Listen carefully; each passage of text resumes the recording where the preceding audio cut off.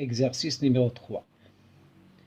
La photo ci-contre montre une pomme en équilibre. La première question, le dynamomètre mesure l'intensité de la force T exercée par le fil sur la pomme.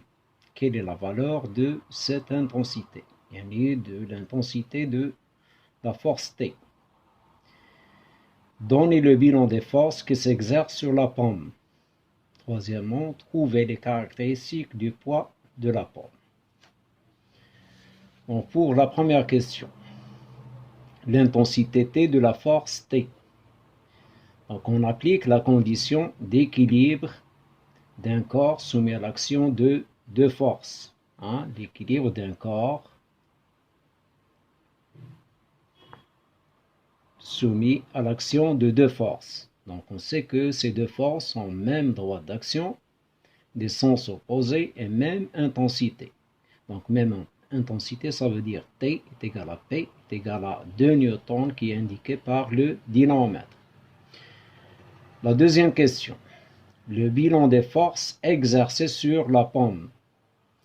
Je commence toujours par le système étudié. Donc le système étudié ici, c'est la pomme. Force de contact. On a dit pour trouver facilement la force de contact, je pose la question, à quoi touche la pomme? Donc la pomme touche au fil. Ça veut dire qu'il y a une force de contact exercée par le fil sur la pomme, son symbole T, le vecteur T.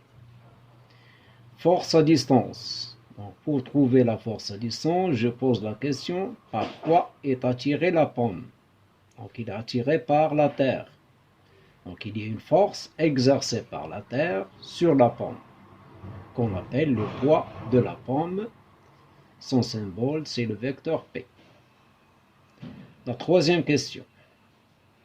Les caractéristiques du poids de la pomme P. Donc le point d'application, c'est toujours le centre de gravité, G. Droite d'action, c'est la verticale qui passe par G. Sens de haut vers le bas, l'intensité P est égale à 2 newtons. Il est indiqué par le dynamomètre.